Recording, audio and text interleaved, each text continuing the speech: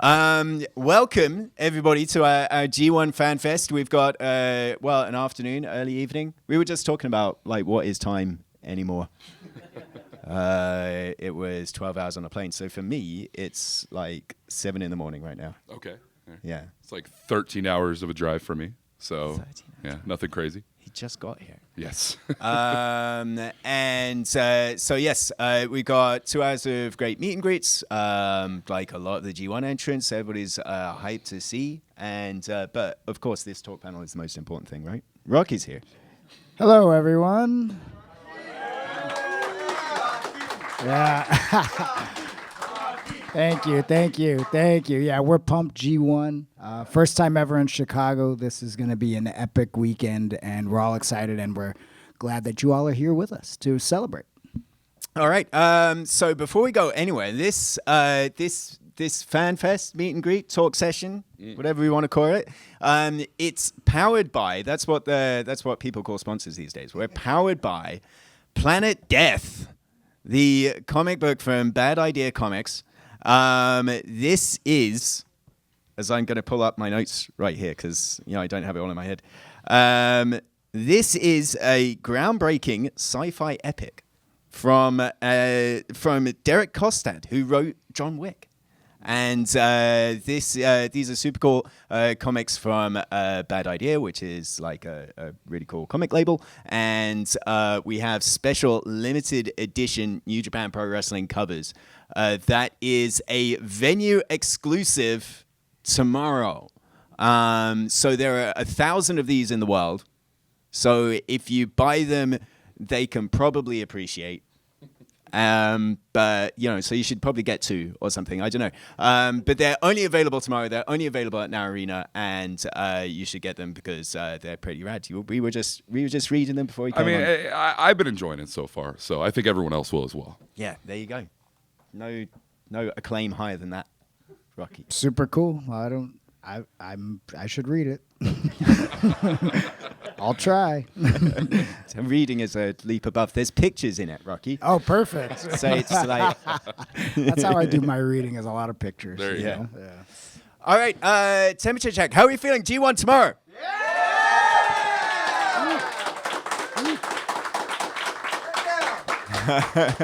That sounds pretty good. Good. Everybody, there's no like crazy people that just came here today, right? And like we're not. No, really.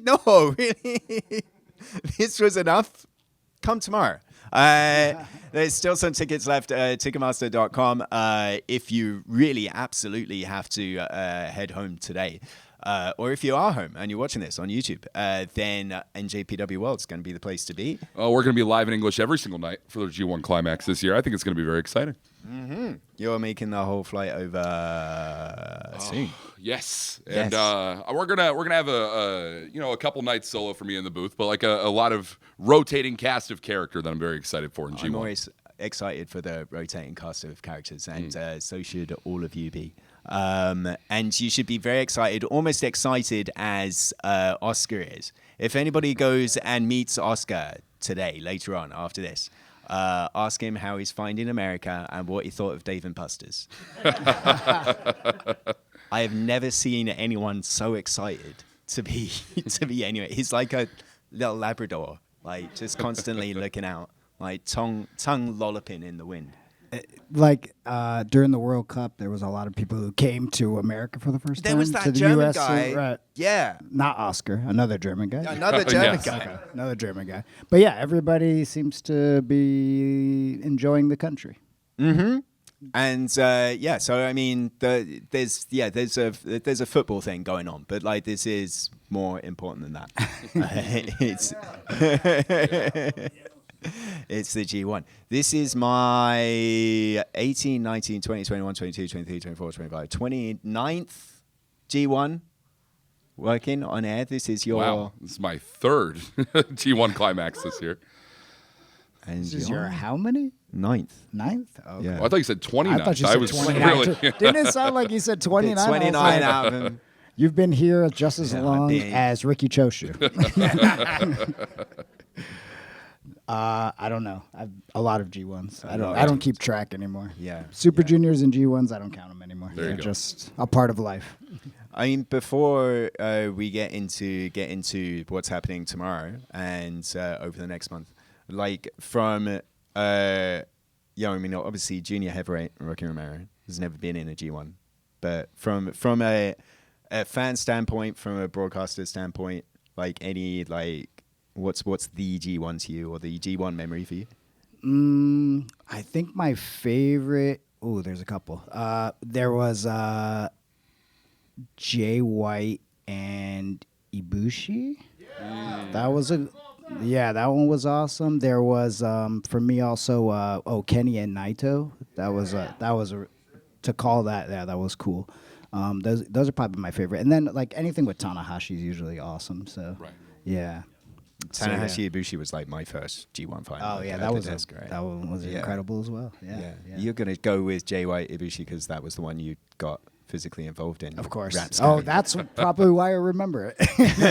Oh, yeah. Rocky gets a sold out Budokan main event, and he got his slice of the payoff. Yeah, that was fun. That was fun. I was glad to be a part of that. Yeah, I saved the whole show.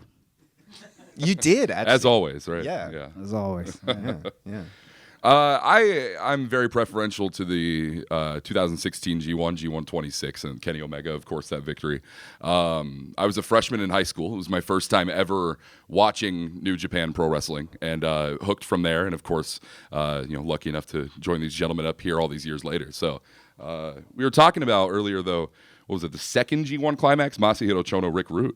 Oh yeah. That's Has anybody see that in the World Archives? Yeah, go watch it. Go watch Rick Rude and Masahiro Chono, G1 Climax 2.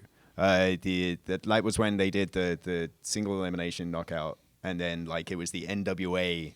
It was like the big gold belt, because this was like the whole Ric Flair going over to WWF, and then the belt. What do we do with that? And then the Real World's Championship. Yeah. So then WCW get the belt back, and they made it the NWA World Title, and then it became like the WCW International Championship, I think. But that's how they went through, and Rick Rude and Chono was like an amazing match, and then they did it again at like Halloween Havoc or something, and it was nowhere near as good, but the match in absolutely phenomenal, really, really great. And then I remember you and we went back. I can't remember why it was. I think it was Yuji Nagata's anniversary or something. And we went back and we called the 2001 final with Muto. Yeah, that was a lot of fun. I enjoyed that. Was really, really great. Nagata and Muto? Nagata and Muto, yeah. Oh, cool. Yeah, when Nagata wins it. That's a great, great match, yeah. There's so many of those. I went back, typically around this time, I'll go back, I'll watch all the G1 finals again. And that's definitely something that is afforded with your world subscription. Which is also where you can get, of course, access to every single event on the G1 Climax 36 calendar. It starts tomorrow at what time, Rock? What's the time? Tomorrow? Yeah. Not what's the time now. Oh. Doors are at 5:30. Doors are at 5:30. Bell is at 7 p.m. Bell is at 7 p.m. So 7 p.m. Central time is where we'll be on the air on NJPW World. We'll also have a special pre-show coming up tomorrow. So that's going to be around about half an hour before we go, right here on the English YouTube page, but also social media, wherever else we can put it. There'll be a special pre-show that we've been working really hard on. You've been very diligent. Doing what I can. I've been around, Yeah. Do what I can. So yes, and then from tomorrow, of course, 7 p.m. Central Time, or wherever you are around the world, just put it in your, Google it or something, and find out where we are and where we'll start. So this year, gentlemen. So your field of 20. I kind of thought, it would be fun if we go through and what's going to be our final four out of these 20. And I think for as much as we talked about the great the 17 and the 16 or the 18 and the 19 and blah blah blah. I think this year's field, top to bottom, and I've said it in a bunch of places, top to bottom, this is the strongest field I can remember calling.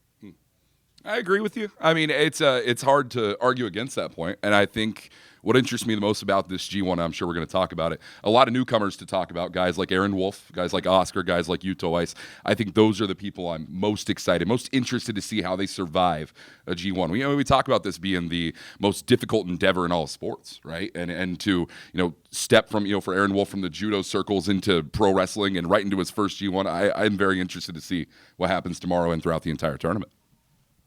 Rocky, it's been like, I think on a lot of those classic finals, you can say, oh, this guy, that run that Kenny had, or or this match on this night, to a lot of people like Ishii and Shibata in 2013, one of those situations, right?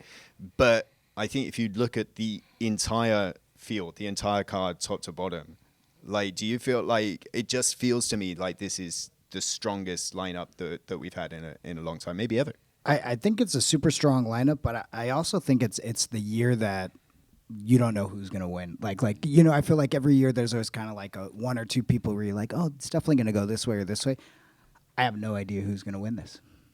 And it's very exciting to me because it feels fresh and in New Japan right now. And there's a lot of people, there's a lot of athletes that have a lot to prove this year and a lot to show the world, this generation of what New Japan Pro Wrestling is. And so I'm very excited for it. All right, so A block up here, we have Konosuke Takeshita, last year's winner, of course. Hiroki Goto, the 2008 winner, Bolton Oleg. Yoda Tsuji, the IWGP Heavyweight Champion. Shingo Takagi. Jake Lee. Sanada. Great Okan. Yuto Ice. It just keeps going. And Ryohei Oiwa. So, yeah, Walker, I mean, you brought up Ice sort of jumping off the page automatically. But, I mean, well, why is that for you? What's the most intriguing part of Ice in this G1? I mean, up to the point of qualifying for the G1, he hadn't won a singles match upon return from excursion. And, an incredible reign as IWGP Tag Team Champion, sure. But I think that Yuto Ice, and there's a couple other guys on this list when we're talking about an A block, guys like Sonata just returning from injury, kind of a need-to-prove situation in this year's G1. So I think, we talk about styles making fights. Aaron Wolf has a very different style he's going to be bringing into B block. Yuto Ice is going to have his very signature style we've become accustomed to the last year since his return last year at the G1. I think that styles make fights idea is what's going to make Yuto Ice, I don't know, maybe a front runner in the G1, but certainly one of the most interesting people to follow in the G1. Ruck, when we often I think one of the things that appeals about Ice, and when we go into a new generation of guys, we just lost Tanahashi, obviously. I mean, he's not dead or anything. It's just retired.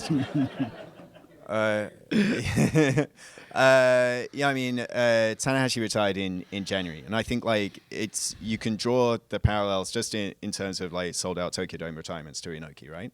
And then, as Inoki retires, you have, this, younger guys and older guys being Inokiists, so to speak, right? Raised in that mold. Mm-hmm. And then you have people wanting to create something different and of their own, right? And which sort of ideology is stronger kind of thing. And I feel here we are at a point where you're going to have the Tanahashi-ism, and then you're going to have something else that's a little bit different. Even though Ice was Tanahashi's assistant for a while, it feels like he wants to take things in a little bit of a different direction for pro wrestling in general.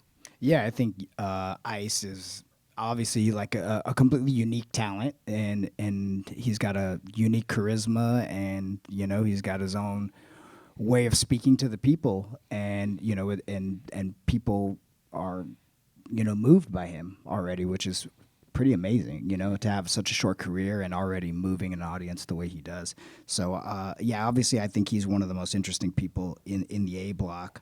But I also think that, you're in a tough block. I mean, Takeshita's in the block.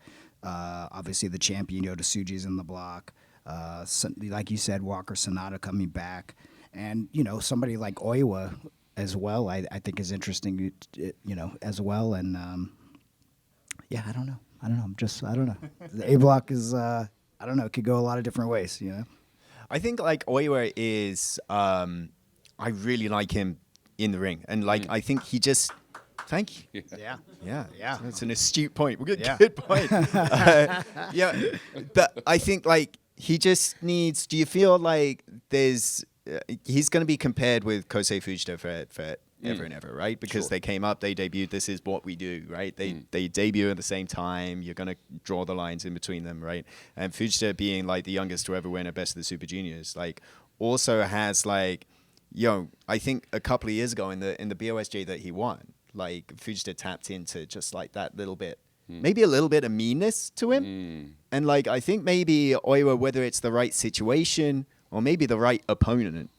To where he gets like just that little bit of an extra spark that pushes him over.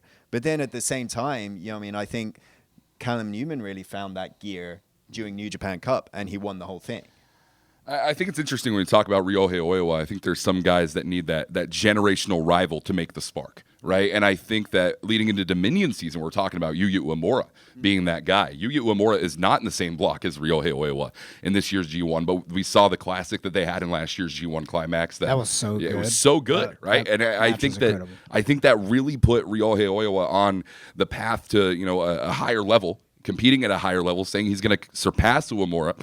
I think that we could be looking. I mean, not to jump ahead, but I mean, I think I'm looking at my perceived final going into G1 36 this year. But nevertheless, I think Ryohei Oiwa has certainly found a lot of that spark in last year's G1. I'd like to see him capitalize on it this year. I think he has all the opportunity to. And, not to mention, we're talking about all the guys that are in this year's G1, but the ones that are not in this year's G1, I think some real interesting omissions. Guys like El Phantasmo, who lost out in block qualifying competition. Guys like Yoshihashi that can kind of be the glue guys in some of these units, in Hontai specifically nowadays. And, Oiwa taking one of those spots, I think it's a big up for him. Yeah, I mean, like it speaks to like I love that we've done play-ins like the last couple of years. Like, I enjoy that a lot now. Yeah. But I mean, it is one of those, and I think like so many people there are a lot. Do we have any people here that are bummed that Taichi's not in the G1? Yeah. Yeah, right. And it's one of those, It's probably good for Taichi because Taichi doesn't want to fly. Yeah, Taichi would literally have had to take the slow boat. Very scared of, it would have taken him 6 months to get here and another 6 months back. So it's probably for the best. Right. Yeah, but I think there is like, you've got that emotional investment from the start, but it speaks to how difficult of a tournament it is, the playing grade. To make that field of 20 is so demanding, so it definitely creates another point of excitement as well, just getting into it. I think it's another fresh addition that serves the audience, and best. I'm going to throw one name we haven't spoken about so far from A Block, Bolton Oleg. And I'm going to throw like to one better where you're saying like that one match for Oiwa. Maybe semi-main event tomorrow night, Bolton Oleg, Ryohei Oiwa. How about that? That in that spot, like, right before Tsuji and Takeshita. I think like it says a lot of maybe sort of expectations that are put on them. And like, I think that's one thing. Man Rock, Bolton and Ishii and Trenton. I think like there were a lot of people that were seeing Bolton for the first time. And that were like, oh, who's this guy? Yeah. Wow, So I think, him and Oiwa in that semi spot, Rocky might be sleeper match of the night tomorrow. Yeah, maybe? hopefully. I think. That's kind of to my point we were talking about earlier. Is, here's two guys that really are going to show out. Hopefully, tomorrow night, and they're in a big spot, a huge spot, and they got to go all out and kind of show, hey, the world that who they are, for the first time here, in the States. Yeah, I think like up and down, you kind of have this theme of, okay, I don't think anybody has any excuses anymore, right? Mm-hmm. There's no like, there's people that it's still, Okada's time, or it's still this guy and that guy. The time is theirs now. The next generation is now. But like, what do you make of it going forward? Mm-hmm. I think that's what is going to be key through this. Flipping the script and looking over at B Block, Shota Umino, Yuya Uemura, Drilla Maloney, Zack Sabre Jr., Callum Newman, we're in Narita, the new global heavyweight champion, Gabe Kidd, Hinare, Aaron Wolf, and Oscar. The B stands for British. 4 British people as we said in the press conference the other day. Zack Sabre Jr. was saying, "Oh, I'm very proud of like the British contingent. I'm more happy that there's no Americans in this year's G1." So Aaron Wolf puts his hand up, going, half. There is half an American in this G1. How are you feeling about B-Block? I'm taking a look over at B Block, and a couple of those new names that we talked about, guys like Oscar, guys like Aaron Wolf are going to be involved. Thank God there's no Yujiro Takahashi this year. There's a lot to talk about in that regard. But when we talk about it being anyone's year, any given point in time, I think Callum Newman is a guy who really proved that to be the case back at Sakura Genesis when he became the new IWGP Heavyweight Champion at that time. And I think that Newman, with that heavyweight title win, some might consider it a little bit brief, but I think that for that point, it shows, hey, Newman is a guy that you really have to look toward to potentially win this year's G1. Yeah, Callum Newman, the shoulder has to be the question, right? 100%. And I think that was one thing that was probably he had designs on Forbidden Door, and that was kind of pushed to the wayside with his shoulder injury. But he's also had now time to heal and recuperate a little bit. But the question is, will he be at 100%, right? And we always talk about shoulder injuries taking ages to heal. And so he was cleared on Monday. It was, what did he tell me? It was like a partial dislocation, bleeding on the joint, and then some muscle damage, rear delt damage as well. He was saying, I can bench press and everything was fine, but he has to be wary of rotation. And then that first night walk, he's got Yuya Uemura, who he loves him some arm drags and everything else. So it's quite a difficult situation. And also a rematch from the New Japan Cup final. And let's not pretend that Yuya Uemura is not still harboring feelings from that loss to Callum Newman back in March. Another name that I want to get to Uemura in a minute. Another name that I want to talk about when we talk about maybe coming in at less than 100% at the hands of Gabe Kidd is Shota Umino. And it's a difficult thing to talk about, right? But a little over 8 minutes in the IWGP Global Heavyweight title match, Gabe Kidd, for lack of a better term, kind of wiped the floor with Shota Umino. And now Shota is really coming in an underneath position, no longer a champion in this year's G1. Yeah, there's a lot. Have you ever tried to psychoanalyze Gabe Kidd? Because, we've tried, and it gets harder every time you take a look at it. I'm not even going to answer that. There's too much politically. Literally politically. Who saw the press conference this week? Yeah, right? The Japanese Prime Minister got chewed out by Gabe Kidd for kind of... It's headlines. It did. It was on Yahoo Sports Japan. Gabe Kidd decries the Japanese Prime Minister. What terrible person Gabe Kidd is. I'm not going to touch that. Yeah. I don't want to get yelled at later and by whoever owns us now. I don't want to know. Well, that'll do it. I'll pass. Go ahead, Walker. I don't want to bring the mood down in the room, but there is one member of House of Torture that is involved in this year's G1 Climax. Yay! No.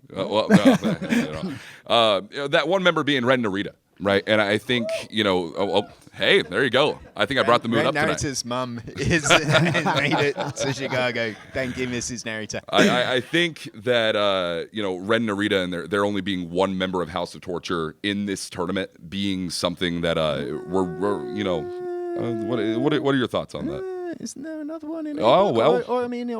We, or yeah, is there? yeah. I kind of think Sanada is really interesting from a House of Torture perspective, right? I think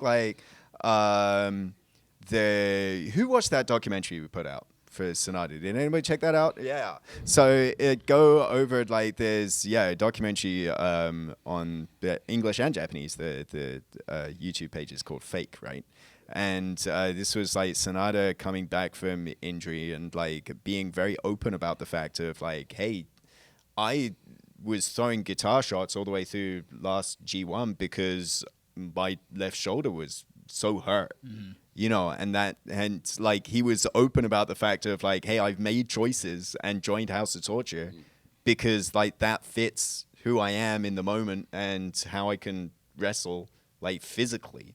And then at the same time, it's kind of like, I mean, the documentary was called Fake. You know what I mean? It's like, what's he really thinking? You know, we were told, Walker, that no fashion show this year. Right. Yeah. It's disappointing. Yeah, right? Yeah.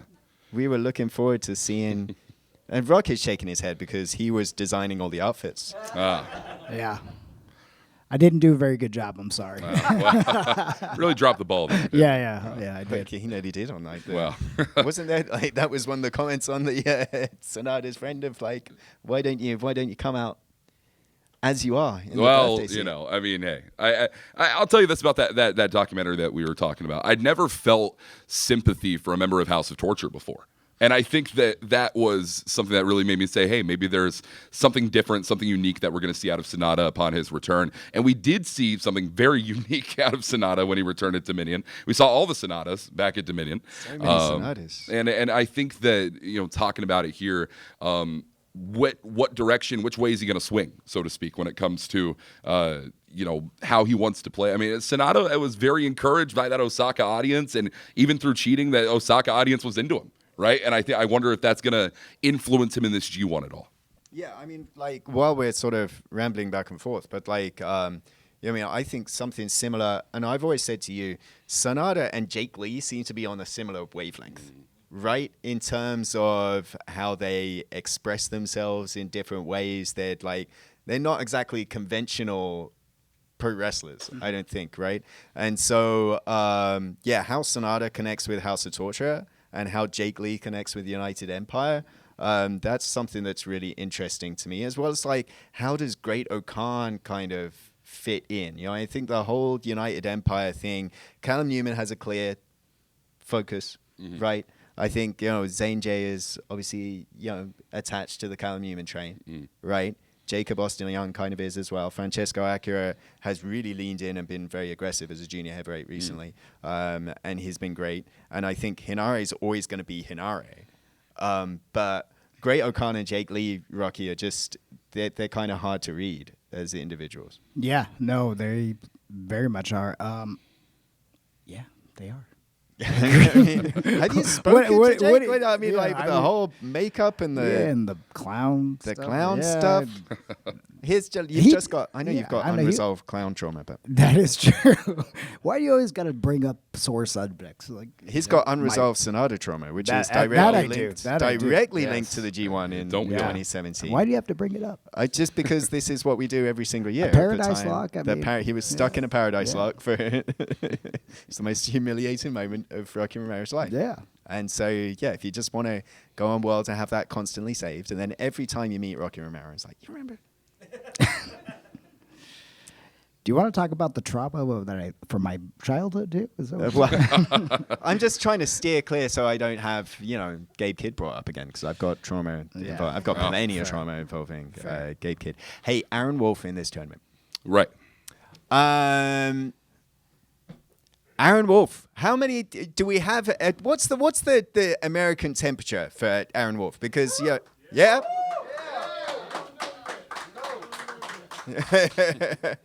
There's a couple we don't know yet.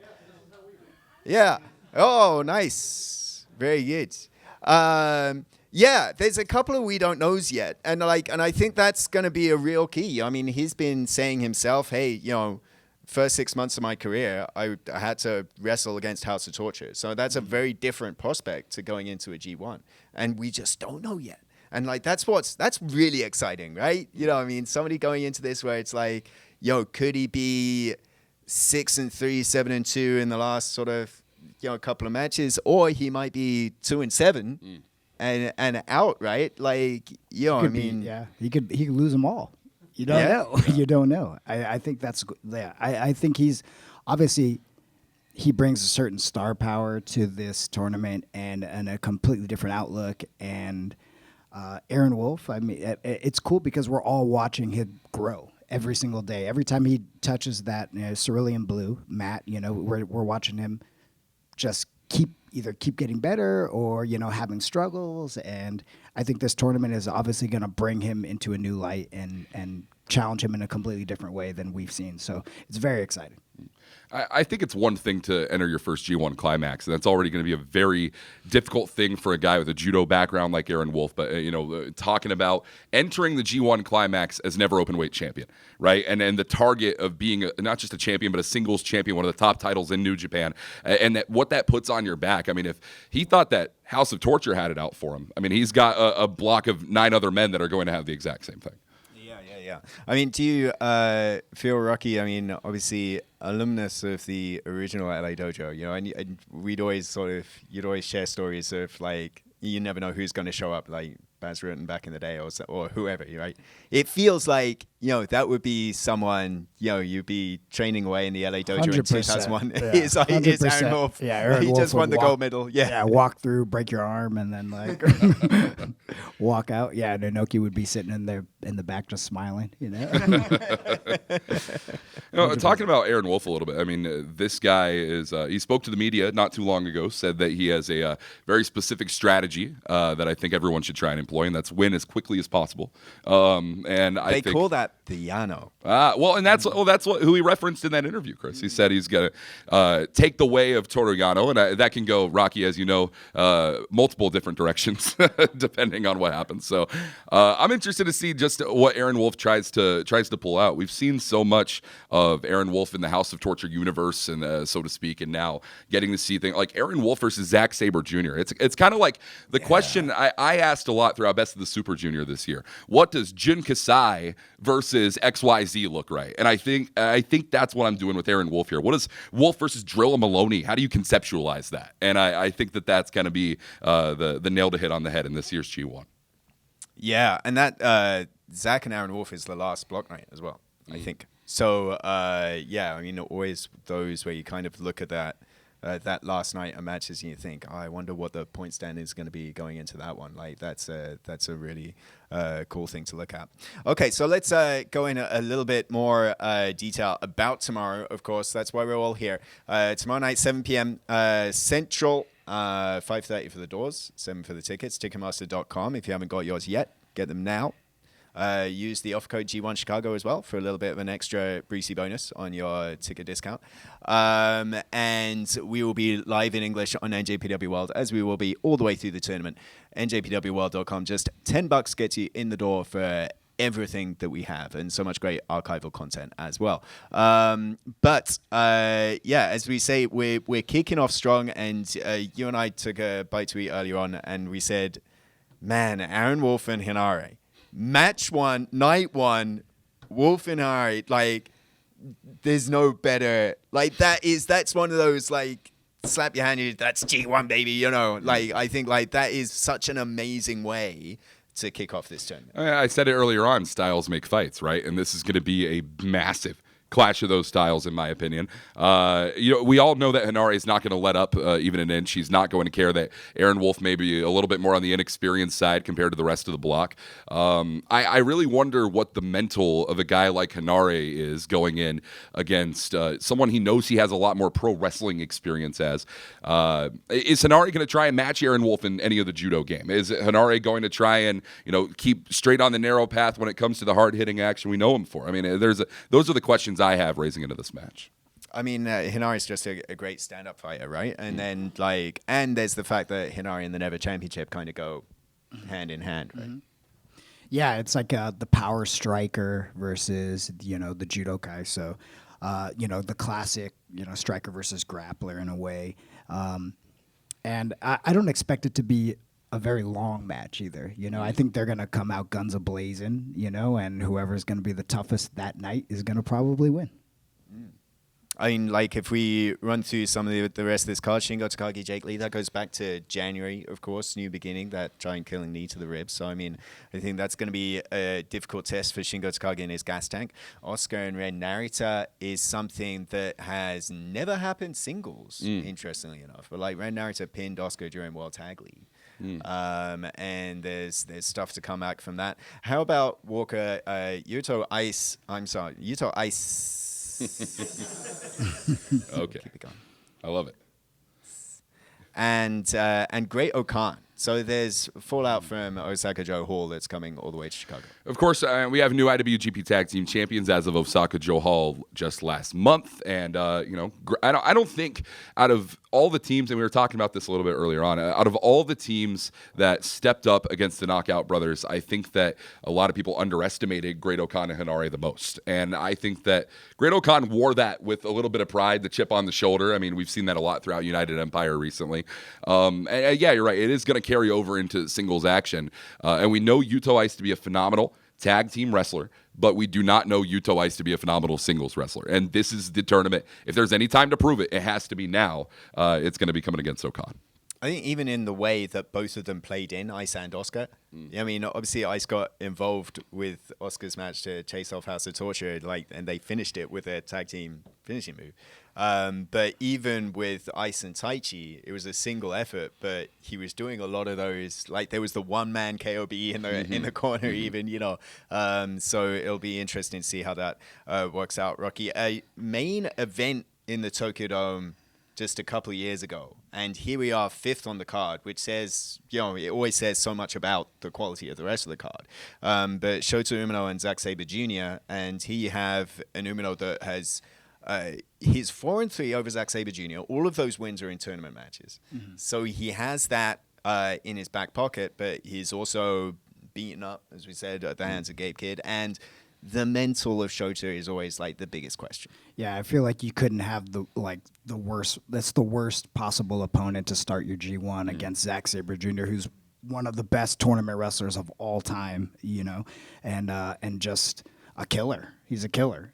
So you go against him in your first night, and we don't know what type of shape he's going to be in coming out of the match with Gabe Kidd. So it's gonna be a rough start, I think, for Shota. I think when we talk about Shota Umino and Zack Sabre Jr., you look back to the Tokyo Dome match in 2025. It was 45 minutes of a little bit of controversy, a lot of conversation, a lot of dialogue about Shota Umino, about the type of man that he is, the type of wrestler he wants to be, and Zack Sabre really tested him. But later that year in the G1, I'd argue a higher quality match, a higher quality of fight for Shota Umino, and it feels like every single time Shota steps in the ring with Zack, he gets better. I think if Shota Umino beats Zack Sabre Jr. tomorrow, he wins the G1 Climax. Yeah, that's a really good point. I think as well. So Shota has Gabe as his second to last opponent, like August 8th, Yokohama, and it can go either way, right? I mean, we've done one of those through lines. Rocky in that 2019 G1 was Hiroki Goto chasing Switchblade Jay White. Right. And so when you have that, I know I've got this key match coming up later on in this tournament, it can either motivate you because I'm running through everybody to get to him, or it can completely make you screw the pooch because all you're thinking about is that one guy. Right. But I think in tournaments, you just got to take one match at a time because you just don't know what's going to happen. Right. And there's so much that you can't control, So if my advice to him would just be take one match at a time, and obviously you want to be looking forward to some of these bigger matchups along the road, but not get too deep into it, So we spoke about already Callum Newman and Yuya Uemura, Hiroki Goto and Sonata as well. I think that's going to be a sleeper hit. Bolton and Oyo we touched on as well. But the main event coming off of Wrestle Kingdom, the IWGP Heavyweight Championship match. And now we are again for the 4th time, Yota Tsuji against, I was going to say your mate, Konosuke Takeshita, but maybe not. It's not going very well in the family of Don Callis right now. And, me and Takeshita have not talked in a while. Uh-huh. We'll hide you out. You always got to bring up the touchy subjects, don't you? This is... it's journalism. It's journalism. Broadcast journalism. We're going to put quotation marks around that one. I think that, how awesome is it to see a Tokyo Dome main event headline a G1 Climax card in America. I think it's one of the most special things that we could talk about with this card here tonight. And of course, the result last time didn't exactly go the way that Konosuke Takeshita wanted. And Takeshita a lot more active over here in the United States rather than Yota Tsuji would be. It almost kind of feels to me like Takeshita might be fighting on a home turf advantage for that way. And for that reason, I think that Takeshita has a lot more to ride on this one than Tsuji. Yeah, I think you're right. And he had much like when we were in Dallas for the G1 last time, 2019. You had that Okada Tanahashi right at the top. Here we have Tsuji and Takeshita being like the modern sort of version of that, and right. the two best, in terms of pure New Japan athletes, and Takeshita in terms of being in, all the different places that Takeshita wrestles. This is really pushing the boat out, and it's a special atmosphere. I know Yuya Uemura was talking about this in his interview. Like, there's a little sort of crackle of electricity when it's a G1 show specifically. There's something special when the music plays, you get the goosebumps going up your arms, it's something special. You can only really experience it if you're there. So the last few tickets, Ticketmaster.com, as we said, NJPW World, of course, will be live in English without, and a shout out as well, Planet Death, if you're here in the building, 1,000 copies. Only 1,000 in the entire world. Maybe 999 because Walker's going to take them. Well, I will. I already have. Actually. And so pick up those. All right. So I think that's the sort of G1 in a nutshell. We still got about sort of 15 minutes here, so I thought we could take some P's and Q's and Q's and A's. Let's do it. Yeah. So if anybody has any questions, they can wave their hands and just shout something out. So guy in the pink.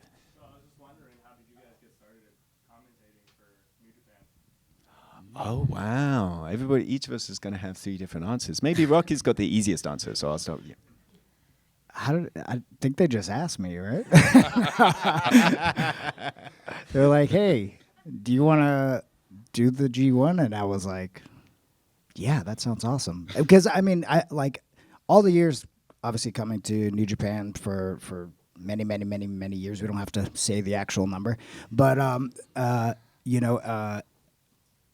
I never really got to experience a G1 in like a full G1 being on tour because I'm a junior heavyweight, and I wouldn't have been needed until they asked me to do commentary, and then I realized, oh, this is really fun, and it's a really cool experience, and I get to tour through the whole summer in Japan, which I love, summertime in Japan, even though it's really, really hot and humid.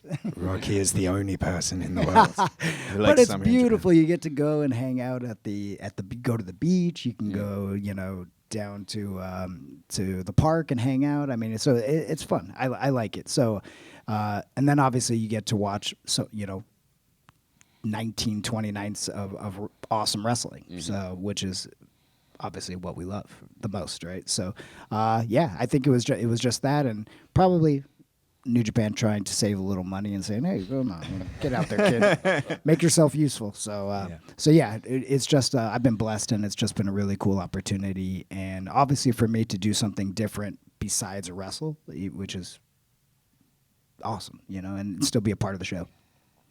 Yeah, I was. A lot of people sort of ask me how long you've been in Japan. I've been in Japan for 21 years now. 21 years in September. So I was teaching. So I spent like 13 years or so teaching, but then like doing other stuff in my spare time. This was before social media was really toxic, right? So like, You're writing books. Yeah, I was writing books. I was doing podcasts, and like found a connection to Rocky through that.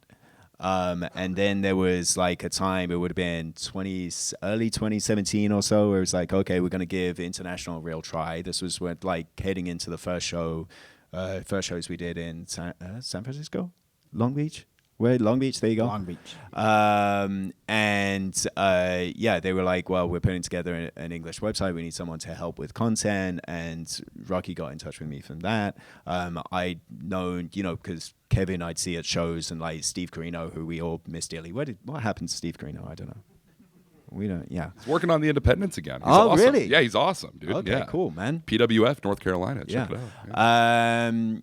yeah, so we were already sort of swapping notes with Kevin, and I'd mentioned to Kevin like, I'd like to give it a shot one time, and just see how it goes. And then so it was actually G1 2018.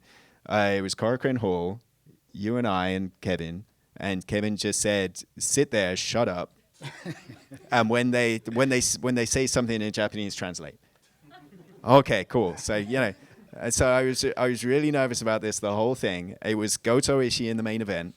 It was basically a double down in the end. They were both completely knocked out of it. Ishii never says anything anyway. And then the show finished, and that was that. So I think I said like 2 sentences on the whole show, and then but then I did a couple of others, because I live in Yokohama, so I went out to Yokohama, and like Kevin gave me a little bit more, and it sort of built and snowballed from there. And then as I learned from Kevin, and then Kevin moved away, and then on comes Walker. Yeah, I started independent wrestling commentary in the barren wasteland of the Oklahoma independent scene. God bless it. And I'm coming up on 5 years just in the business overall. You're coming up in a couple of days actually. And so essentially I was working as much as I could. I mean, being an indie wrestling commentator is kind of an awful experience in terms of if you're a wrestler, you can justify, hey, I sell this amount of tickets, pay me, bring me in, whatever. I didn't get to do that. So I went and I worked everywhere I could. I traveled everywhere I could. I just tried to do everything I could to get my name out there. And eventually that came to pass. And when Kevin ended up leaving New Japan Pro Wrestling, I had actually caught wind of this through a friend of a friend. And I sent a very long, very kind email to Kevin. And I said, hey, I think I'm your guy. And it was kind of a ballsy shot at the time. But it ended up paying out very well. And Kevin was very kind in coaching me in that way. And then of course I connected with you, Chris, and you educated me on the history of New Japan, and we've been off to the races from there. So I've been the luckiest guy in the world to be here doing this, to be supported by my lovely girlfriend in the back, Yvette, and just to be here for this G1. I think I'm excited. I'm very excited for what we're doing here today. So cool. Hey, one in the back, guy in the hat.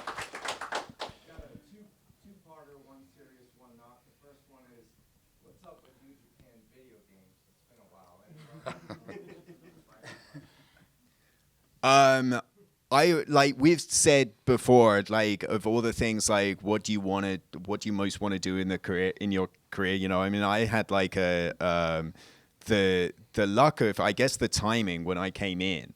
I got the luck of the draw to work in all these incredible places, one after the next. It was I get to do a show in Korakuen, I get to do a show in the Budokan, I get to do the Tokyo Dome, and then I get to do Madison Square Garden. And that happened very, very quickly. So yeah, there's no place that I really want to call a match here or whatever. I really want to do a video game. I really want to do it. If anybody's making some wrestling video game, give us a call. That's the one thing that I would really, really love to do. Yeah, man. Hopefully it could happen someday. I think the doors are always open. And here's a position I think now being, under the wing of Cyber Agent and TBS here as well. They're being so great at sort of platforming as Bushiroad were before. We're open to these possibilities and collaborations as well, like we did with Bad Idea in the comic books. I think these are things that we can keep exploring and working in different places. I feel like there's always chatter about video games, and I feel like it's always up, at any time. So I think it's just a matter of making the deal with the developer and getting it all done, which is the hard part, right? But I think there's always interest, and I think if the fans are talking about it, and I think the chatter from the fans, if they're demanding it, I think it's more likely to happen as well, because there's got to be that demand, I think, to make it all work, That's it. Walker? No, I love video games, man. Why not? Let's do it. What's your favorite video game, Walker? Mine's Pat One Blows a Sparky on the ZX Spectrum. Oh God, I'm a big Minecraft guy. Actually, that is my favorite game. Yeah, this is yeah. That's all I need. Yeah, WWF No Mercy. I don't know. What are we doing here? Me and Nakamura. I just discovered Minecraft from Nakamura. Really? Wow. Yeah. Wow. And then That's I insane. played it for like a whole tour, like every day on my iPad. I played this Minecraft, and then I realized, what am I doing? Like, Yeah. That's how it Yeah. goes. yeah. Nakamura got interesting because of Fire Pro. Yes. Yeah. Did he tell you that? Like, and so like, I mean, I think there's so much for generations of fans. You know, I mean, I think like for our like sort of 80s, 90s kids, you know, it would be like Liger and Sasuke having like rip-offs in like WCW and NWO Revenge, and then you see the tapes. Like, these are real people. This is amazing. You know, like I'm in Fire Pro. I think I am. yeah, I and am. it's, you're not even a created guy. Like you, No, I know, you pay which money is and he's in wild, yeah. yeah. So that's what I want. I want to do that. I want to be the guy like this singles match is a great match. What do you think, Walker? I just want to I want to voice over a tutorial or something. You know what I Yeah. mean? Push X to do this, and like that's my business. That's cool. All right, what's the second part of your question? We went way too long. I'm sorry. Was this the serious one?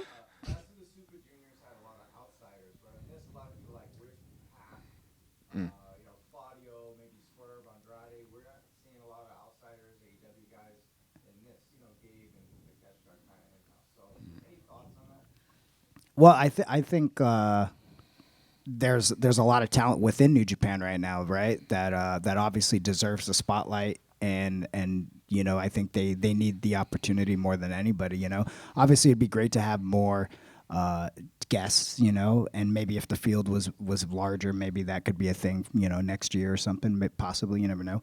And but I think, you know, right now, you know, I think our field is pretty loaded, and I'm very excited about it. I mean, I think like that we have the depth to do it, and like we're in it's the G1 should be the best of New Japan Pro Wrestling. I think really strongly. So you know, I mean, like if there was, I can see one outsider, two outsiders, you know, but I think like once you get more than that, it kind of dilutes the presence of it being the best of New Japan competing. But yeah.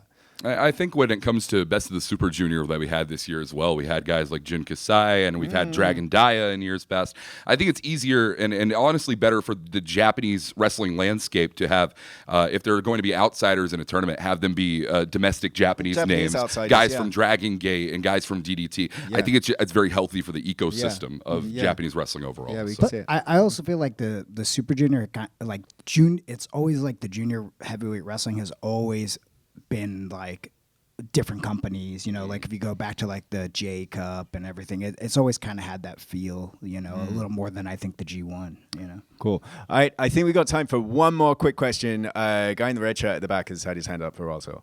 All right, Takeshita took a big loss Wednesday against his former best friend Kyle Fletcher. How do you think that big loss affects him in this match against Suji? Rocky. I mean, one thing I can say about Takeshita, I mean, he's unlike no other. You know, I think, you know, honestly, you know, whether what's going on between he and I business wise is one thing, but you know, he's a guy who can bounce back pretty quick, and you know, I think he's one of the best in the world at any given day. So, you know, I expect him to be, you know, unless he's injured in some kind of way that we don't know about right now. I think we're going to get 100% of Takeshita. I think what you said earlier on about taking a tournament match by match is exactly Takeshita's philosophy coming into this as well. You know, and whether it's, you know, here's an AEW match, now I have a New Japan match, now I have a DDT match, you know, all throughout the rest of his regular schedule. I think that same thing's going to be applied to the G1. I don't see Takeshita really being rocked too hard by the loss of the AEW International title.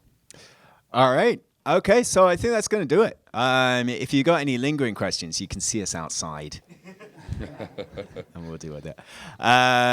So enjoy the rest of your afternoon for the guys here. For the people at home, and we're going to say it one more time, where do they go for tickets, Walker? NJPW1972.com. Cool, yeah. Banner right at the top of the screen. Yeah, or Ticketmaster as well. Yeah, you do anything. Yeah. Ticketmaster might be a little more efficient, though. Well, No. Wow. We need the web traffic, so you want to go to NJP. Who runs that website? NJPWworld.com is also your place to be all the way through for the coming month. Of course, it is the best value in professional wrestling. $9.99 gets you in the door. You've got every single match, every single moment live in English on NJPW World, plus 50 years of archives, some great archival work that Walker's doing and myself and Walker are doing as well. So please do get yourself an NJPW World subscription. Thanks to Bad Idea for supporting this event, I think. And thanks to everybody for coming out, and we'll see you tomorrow at Now Arena Chicago.